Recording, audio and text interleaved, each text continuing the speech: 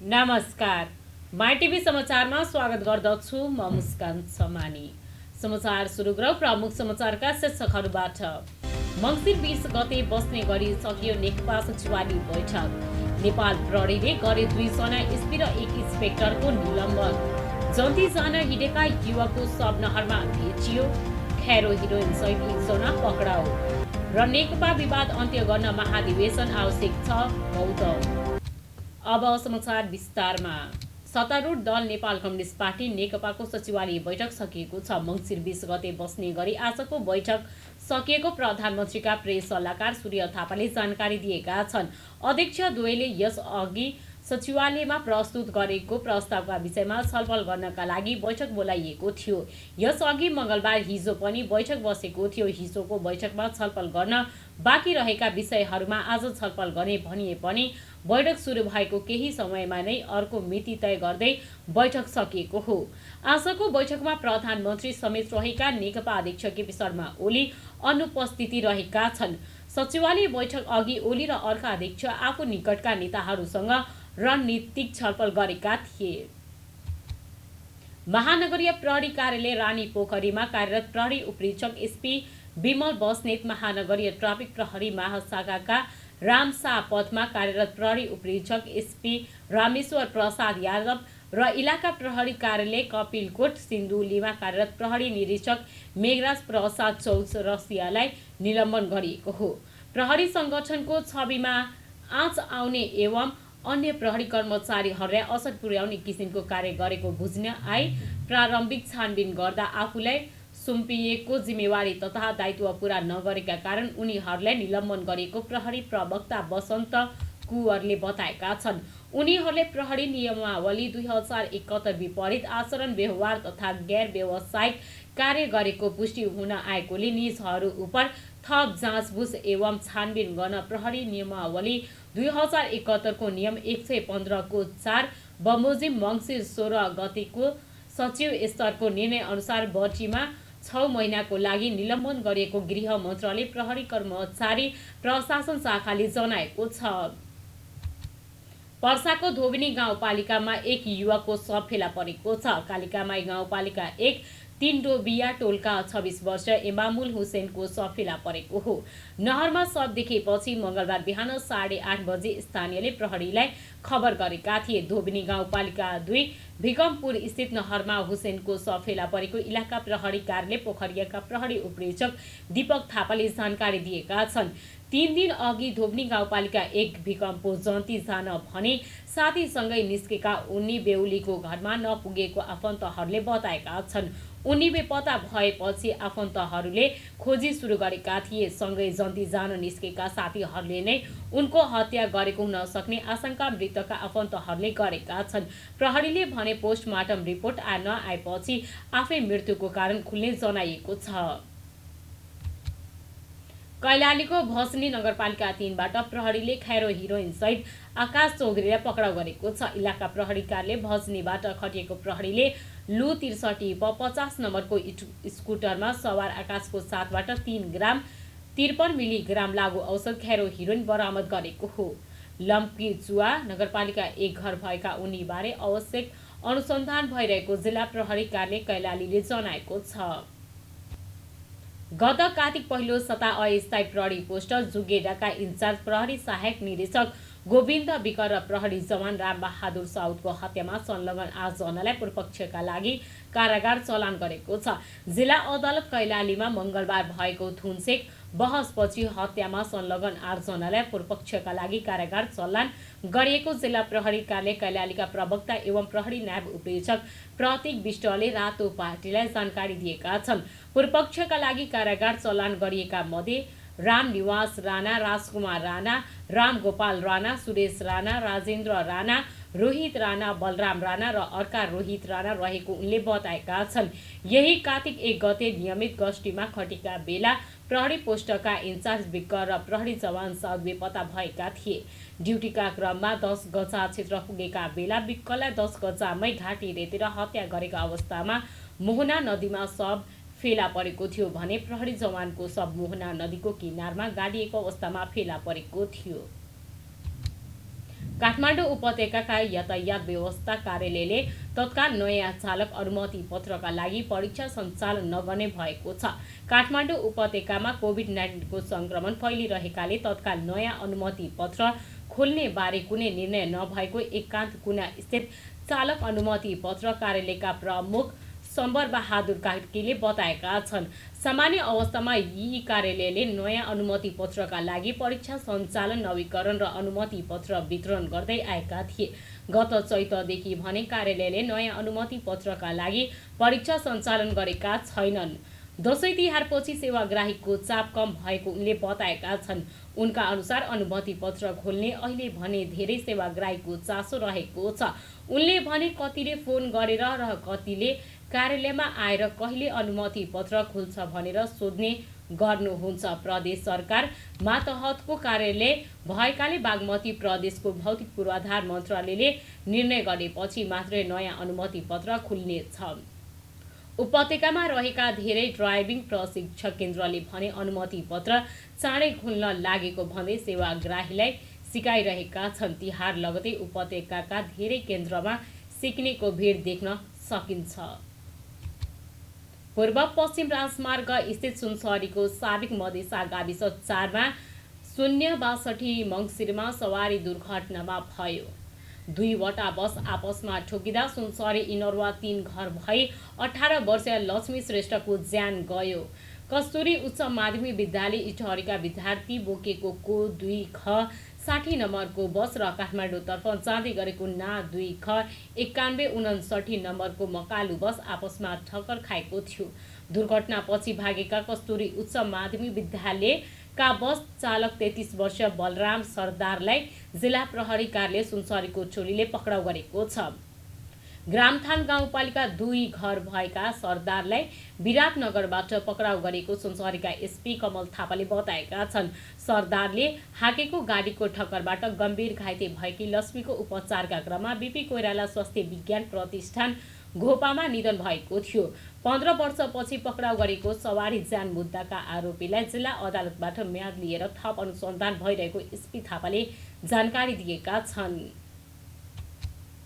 जनकपुर सोरका 38 वर्षीय समीर राज कर्णको मृत्यु भएको छ। कर्ण सवार मोटरसाइकल गोरुसँग ठोकिन पुगेको थियो। काठमाडौँ धनुषाको लक्ष्मीनिया गाउँपालिका 7 स्थित बाबाको दवा होटल अगाडि मोटरसाइकल दुर्घटना हुँदा चालकको मृत्यु भएको छ।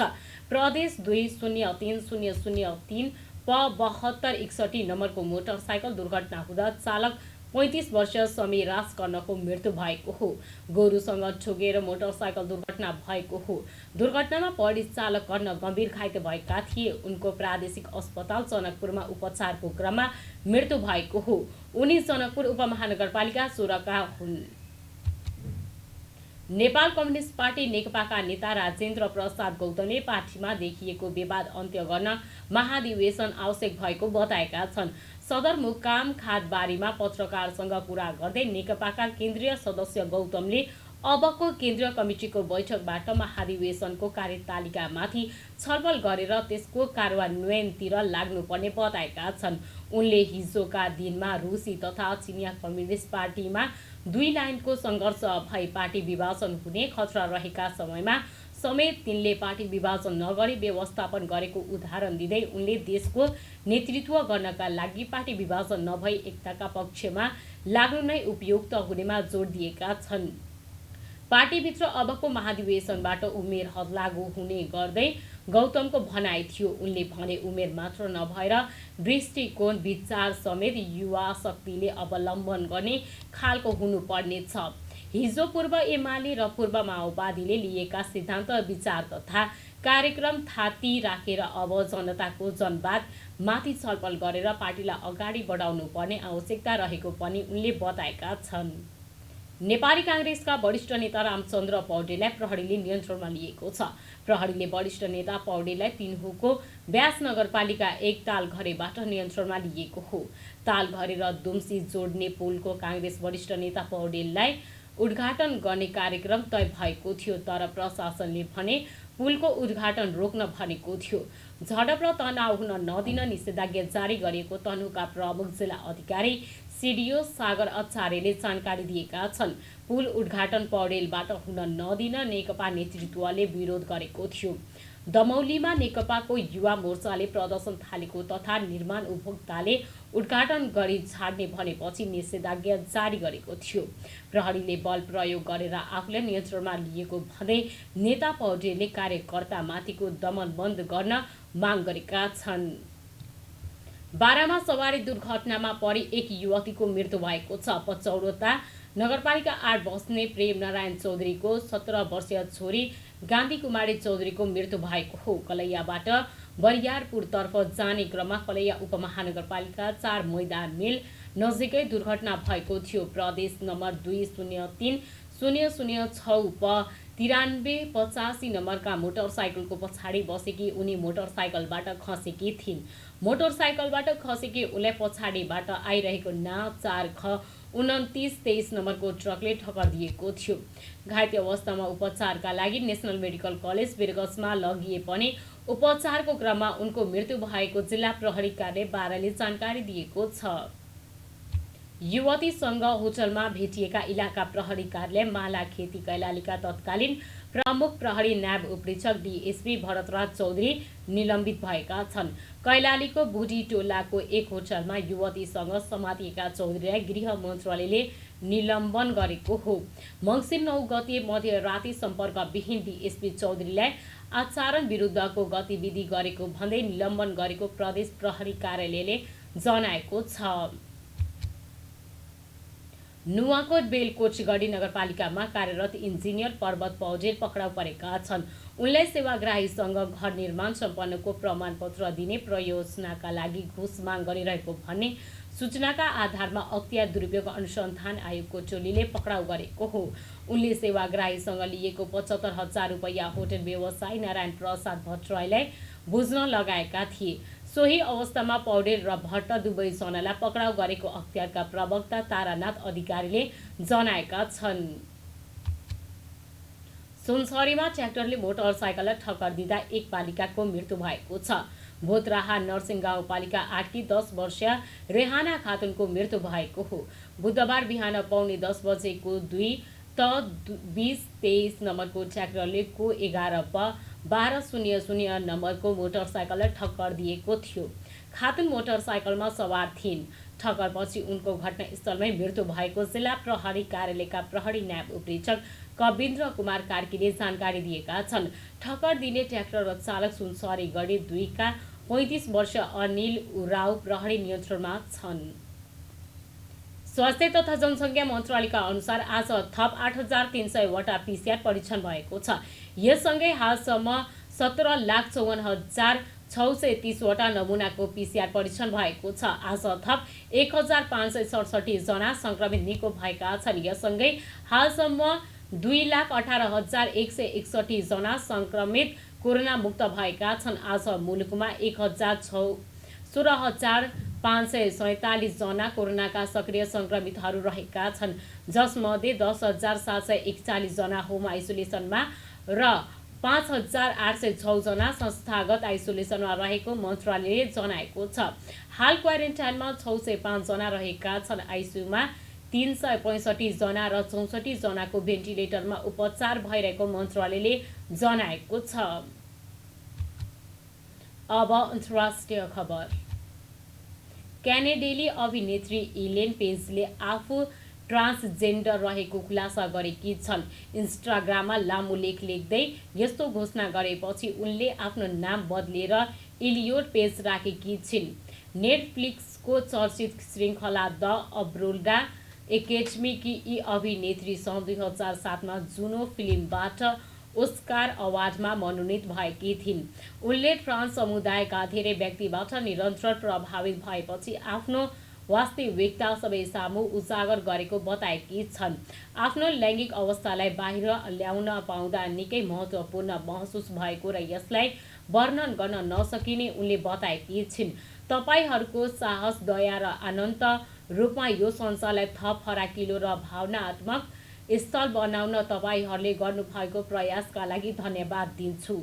ट्रान्स समुदायका अन्य व्यक्तिहरूको सम्मानकामा उनले लेखेकी छन्। अब खेल खबर। युरोपियन च्याम्पियन्स लिग अन्तर्गत मंगलबार राति भएको समूह ए को खेलमा जर्मन क्लब बायर्न म्युनिख र स्पेनिस क्लब एटलेटिको मड्रिडले 1-1 को बराबरी खेल्दै अङ्क बढेका छन्। यसअघि नै अन्तिम 16 मा स्थान पक्का गरिसकेको बायर्नले खेल सकिन 4 मिनेट बाँकी छँदा थोमस मुरलको गोल मार्फत खेल बराबरी गरेको हो। 86 मिनेटमा मुरलले पेनाल्टीमा गोल गर्दै बायर्नलाई हारबाट बचाएका थिए। यसअघि घरेलु मैदानमा जाओ फेलिक्सले 26औं मिनेटमा गोल गर्दै एटलेटिकोलाई पहिलो अग्रता दिलाएका थिए, तर अन्त्यतिर गोल खाएपछि एटलेटिकाले जित हात पार्न सकिन। बराबरीपछि पनि 5 खेलबाट 13 अङ्कसहित बायर्न समूह ए को शीर्ष स्थानमा छ। समान खेलबाट 6 अङ्क जोडेको एटलेटिको दोस्रो स्थानमा छ।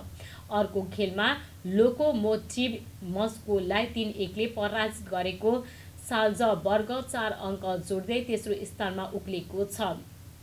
अब समूह चरणको अन्तिम खेलमा एटलेटिकोले साल्जबर्गसँग खेल्दैछ। यस खेल बराबरी गरे पनि एटलेटिको अन्तिम 16 मा पुग्नेछ।